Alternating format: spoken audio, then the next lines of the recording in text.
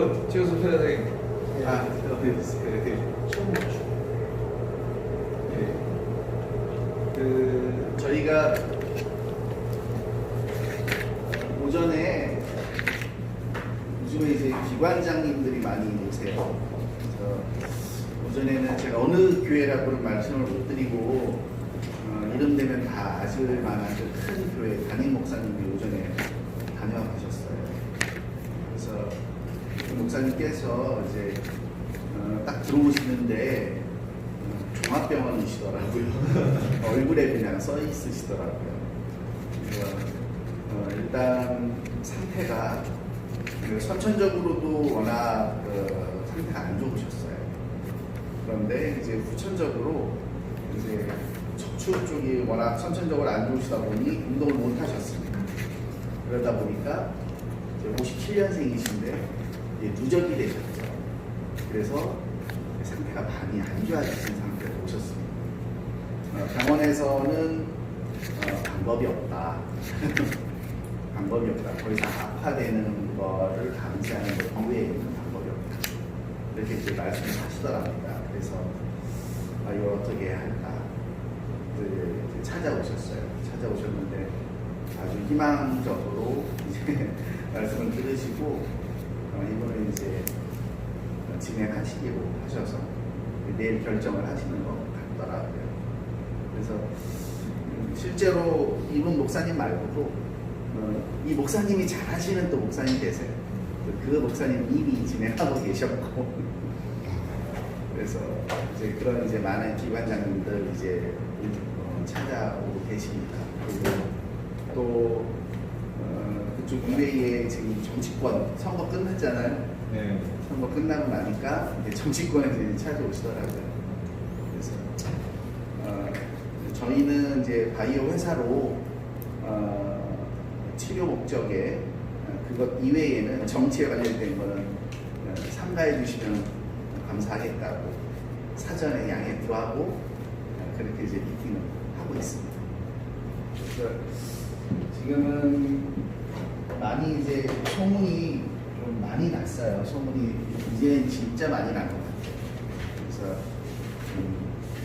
이제 전국에서 많은 분들이 이제 찾아오시고 지금 미팅 예약을 잡아놓으신 분만 해도 정말 이름 석자는 다 아실 만한 그런 분들이 지금 미팅 약속을 잡아놓으셨습니다. 그래서 아까 이제 대표님 잠깐 말씀하셨지만 저희들이 이거 진행하면서 제일 조심하는 게 자만하는 거라고 생각해요. 제일 문제가 되는 게 저희들이 자만해서 자만하다 보면 또 허점이 생기고 허점이 생기면 또 사고가 생기잖아요. 늘 긴장하고 있습니다. 그래서 저희들 늘 초심 잃지 않고 하려고 노력하고 있습니다. 저희들 지금 현재 진행하고 있는 저희 NK셀 배양은 지금 국제적으로 굉장히 관심도가 높아져서 국제적으로 관심도가 워낙 높아져 있는 상태라서 지금 해외에서도 지금 코로나 때문에 못 움직이는 상황에서도 연락이 지금 계속 오고 있어요. 그래서 뉴욕 쪽에서도 지금 연락이 왔고 LA는 이미 지난번에 저희 오스카 시상 1위 LA는 이미 왔고 그리고 이제 지금 남미가 지금 난리잖아요. 코로나 때문에. 네. 남미 쪽도 지금 연락이 올 수 있으니까요. 언제든 뭐든 질문해 주시면 좋겠습니다. 일단 NK세포가 무엇인지를 먼저 아셔야 될 것 같아요. NK세포가 무엇인지 들어는 보셨을 것 같아요. NK세포는 NK는 내추럴 킬러의 약자예요. 그래서 뭐냐면 자연살해세포. 자연살해세포입니다. 자연살해세포가 뭐냐면 내 몸에 있는 세포가 나쁜 세포를 공격하는 겁니다. 그래서 자연적으로 만들어진 세포가 공격하는 거예요. 그래서 내 몸을 보호하는 겁니다. 그래서 NK세포는 그래서 사람들이 이제 줄기세포하고 많이 헷갈려들 하시는 게 있어요. 줄기세포하고 헷갈려 하시는 이유가 뭐냐? 둘 다 똑같이 세포를 배양하기 때문에 그렇습니다. 똑같이 원리는 세포 배양이라는 똑같은 원리에서 시작을 합니다. 하지만 줄기세포가 하는 일이 따로 있고 NK세포가 하는 일이 따로 있습니다. 제가 이제 여러 번 이제 설명을 드립니다. 이 설명이 가장 차이점을 이해하시기 가장 편하실 것 같아서 이 설명, 이렇게 설명을 드리는 거거든요. 이렇게 똑같은 나무가 있을 때 그렇게 한쪽이 똑같이 썩었습니다. 그런데 이쪽에는 줄기세포를 넣어줬고 이쪽에는 NK세포를 넣어줬어요. 이랬을 때 반응이 나옵니다. 이쪽은 줄기세포 쪽은 크게 잘 자랍니다. 나무가. 그런데 썩은 데도 같이 잘 자라요. NK세포 쪽은 썩은 게 먼저 이렇게 도려내집니다. 그래서 줄기세포 쪽은 이제 성장을 담당하고 있고요. NK세포는 치료를 담당하고 있습니다. 이런 거예요. 그래서 아까도 그 목사님 말씀하시더라고요. 목사님의 아버님께서 줄기세포를 맞으셨대요. 그런데 3년 전에 암이 생기셨어요. 다행히 위암 초기에 발견이 되셔서 떼내셨습니다. 저희 같은 경우에는 첫 번째 배양 개수에 대한 경쟁력이 있죠. 보통은 2억에서 3억 셀 정도 배양을 하는데 저희는 20억에서 40억 셀 정도 배양을 합니다. 지금 아까 좀 전에 말씀드렸던 강한의 그런 많은 업체들 그런 데는 2억, 3억 개도 배양을 못해요. 저희는 20억에서 40억 개 만들어내는데 저희는 이거를 증명을 해드리죠. 좀 휴대폰으로 보여드리자면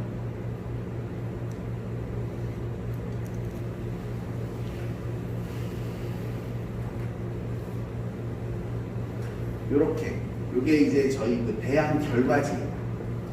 배양을 하고 나면 이렇게 배양 결과지가 나옵니다.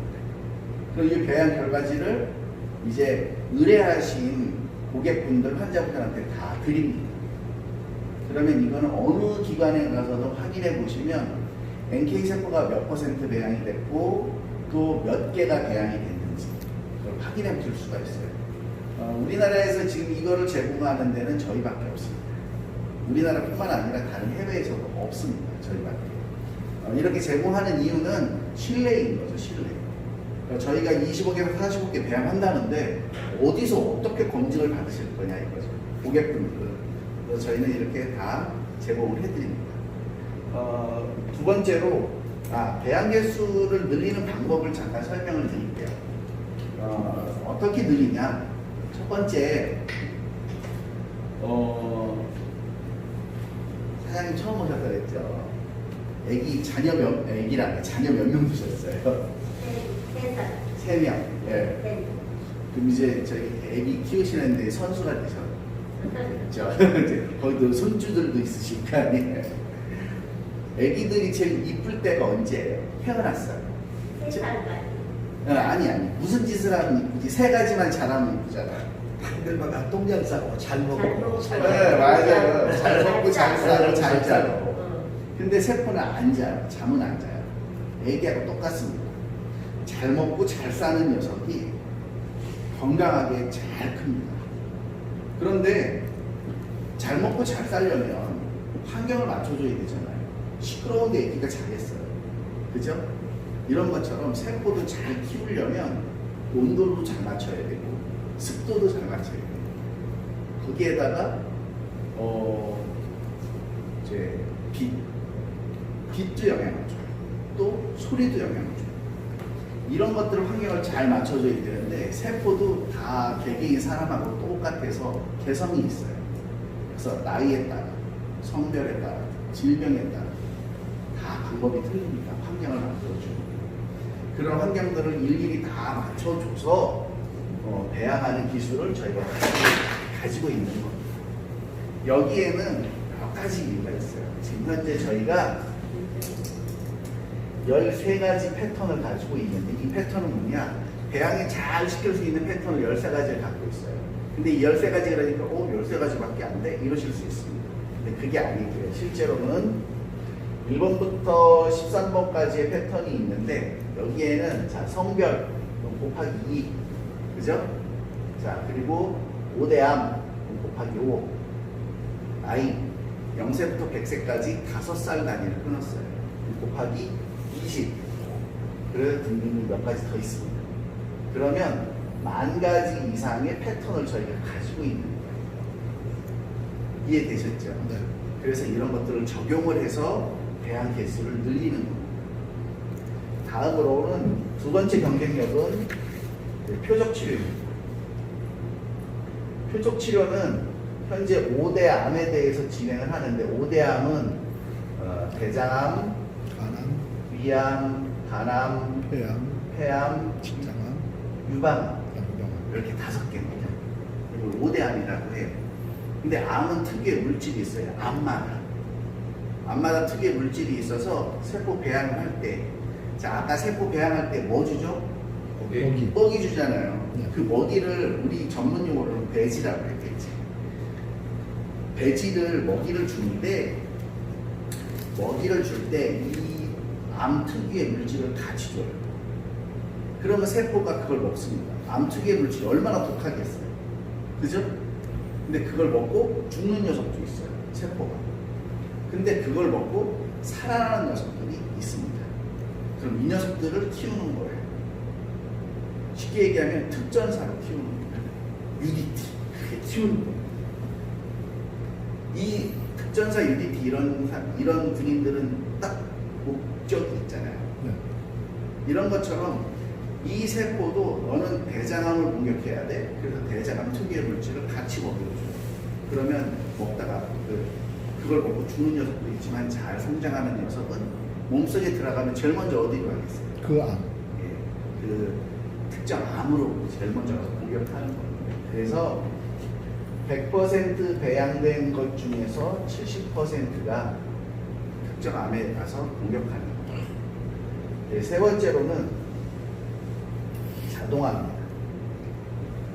자동화는 첫 번째 가격의 이슈, 두 번째는 기술 유출의 방지를 위해서 진행을 하는 겁니다. 가격은 현재는 굉장히 비싸죠. 현재는 비싼 이유가 하루에 3명밖에 배양을 할 수가 없어요. 두 번째로 그 배양하는 사람이 연봉이 한 2억 5천 정도 돼요. 굉장히 기술 난이도가 높기 때문에 수동으로 배양하는 거예요. 세 번째로 수동으로 배양하면 버려지는 부자재가 굉장히 많습니다. 그런데 이제 자동으로 했을 때는 하루에 최대치 300명까지 가능하고요. 두 번째로 그 자동화 설비를 움직이는 사람의 인건비는 연봉은 약 한 7천만 원 정도는 돼요. 세 번째로 버려지는 부자재가 거의 없습니다. 그래서 원가 절감을 통해서 가격 경쟁력을 갖출 수가 있죠.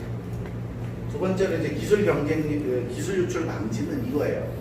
2년 전에 저희가 중국에 배양센터를 오픈했어요. 중국 합작으로. 근데 저희 직원이 3개월 만에 없어졌습니다. 어디로 갔겠습니까? 다른 데로 스카우트 됐어요. 다행히 그 직원이 많은 기술을 갖고 있는 직원은 아니어서 기술 유출의 사고는 없었으나 그때부터 저희가 이거는 무조건 자동화가 돼야 해외 수출이 되겠구나 저희가 알게 됐습니다. 그래서 2년 전부터 자동화 설비를 개발하기 시작했던 겁니다. 그래서 저희 회사는 지금 말씀드린 것처럼 배양개수, 표적치료, 자동화 설비 이 세 가지의 특징을 가지고 있습니다. 제가 임상에 대한 거 잠깐 설명을 드릴게요. 아까 잠깐 이제 골프 코치님께서 교통사고 한번 당하셨었다고 그런 얘기를 들었습니다. 잠깐. 근데 저희가 그 NK세포 치료의 효과 중에 어떤 게 있었냐면 손호균 이사님 아시죠? 손호균 씨. 네. 그 우리 그 사무실에 오셨던 탤런트 레전드. 그 손호균 씨가 이제 주사를 맞으셨어요. 주사를 맞으셨는데 그분의 반응이 어땠냐? 그분은 주사를 맞으셨는데 오른쪽 어깨가 너무 아파갖고 전화가 왔어요. 아파서 죽을 것 같더라고요. 전화가 오셨어요. 그래서 참으시라고 그랬어요. 그래서 결국 3일 동안 끙끙 앓고 일어나셨어요. 면역 반응이 나타난 거예요. 근데 면역 반응이 어떻게 나타나냐? 이분은 도대체 자기가 오른쪽이 왜 아픈지를 이유를 모르는 거예요. 근데 저는 알았죠. 잘 생각해 보십시오. 오른쪽 어깨 왜 아픈지. 오른쪽 어깨 다치신 적 있나요? 그랬더니 없다는 거예요. 근데 알고 봤더니 15년 전에 오른쪽 오토바이 타다가 오른쪽 어깨를 심하게 다치셨어요. 오토바이 사고로. 잊어버리셨어요. 근데 이분은 일상생활하는 데 지장이 없는 거예요. 나이가 있으시니까 한 50전 정도를 이렇게 그냥 넘기셨어요. 그런데 그 염증이 아직도 남아있는 거예요. 교통사고는 그렇습니다. 그래가지고 이분이 오른쪽 어깨가 그렇게 치명적일 줄 몰랐죠. 그래서 골프 하시니까 이분도 골프를 좋아하세요. 골프를 하면 오른쪽 어깨가 아프대요. 골프만 하면 오른쪽 어깨가 아프대요. 자기는 도대체 원인을 몰랐대요. 스윙이 잘못된 건지 뭐가 잘못된 건지 자기는 원인을 몰랐대요.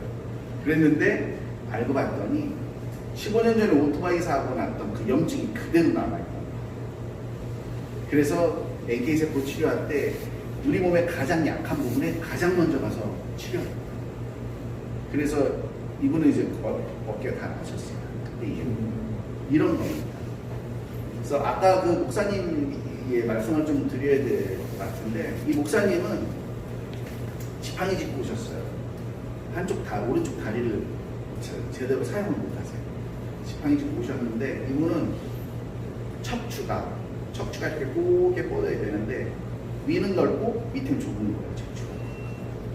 그래서 척추가 밑으로 점점 더 좁아지면서 오른쪽 다리의 신경 근육을 신경을 눌렀어요.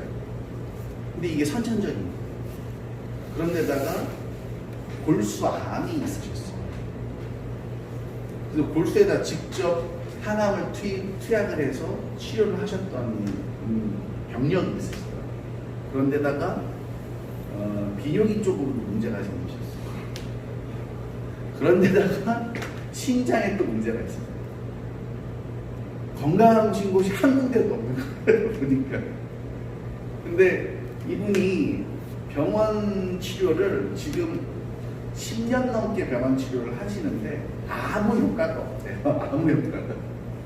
그래서 이제 병원 가는 것도 의미도 없고 이제 그런 상황이 됐죠. 그래서 이제 찾아오셨어요. 근데 이런 분들의 대표적인 원인은 뭐냐면, 첫 번째, 그냥 볼 거 없습니다. 면역력이 떨어진 겁니다. 첫 번째 원인. 무조건 면역력이 떨어진 거예요. 면역력이 떨어지면 이렇게 안 좋은 게 처음에는 한계가 생겨요. 근데 면역력이 좀 더 떨어져요. 그 한계가 또 생겨요. 그 전에 생겼던 한계는 더 안 좋아졌어요. 시간 또 지나면 한계가 또 생겨요. 처음에 안 좋았던 거는 더 안 좋아졌고, 그 다음도 안 좋아졌고, 계속 안 좋아집니다. 그러면 이렇게 종합병원이 되는 겁니다. 사람이 종합병원으로 바뀌어요. 그래서 제가 말씀드린 건 첫 번째, 목사님 떨어진 면역력을 먼저 회복시키는 게 첫 번째입니다. 첫 번째, 떨어진 면역력을 다시 회복시킬 때에는 기간이 필요해요. 한 번 딱 주사 맞았다고 해서 면역력이 확 살아나는 게 아닙니다. 목사님 같은 경우는 최소한 5번 이상은 맞으시면 아마 본인이 이게 괜찮네, 이렇게 본인이 느끼실 겁니다. 그럼 그때부터 회복되는 시점이라고 보시면 됩니다. 회복이 된 게 아니고 그때부터 회복되는 시점이 바로 그 시점부터라고 보시면 됩니다. 그래서 꾸준히 관리하시면 면역력이 회복이 되시고, 그러면 그때부터는 병원 치료도 속된 말로 약발이 먹히는 겁니다. 지금은 어떤 약을 써도 약발이 안 먹히죠. 왜냐하면 좀 더 센 약을 쓰면 체력이 떨어져 있고 면역력이 약해져 있어서 약 부작용 때문에 치료를 못해요. 약한 약을 쓰면 듣지도 않아요. 그렇기 때문에 아무 의미가 없는 거죠. 그래서 이렇게 이제 이 목사님이 진행을 하셨어요.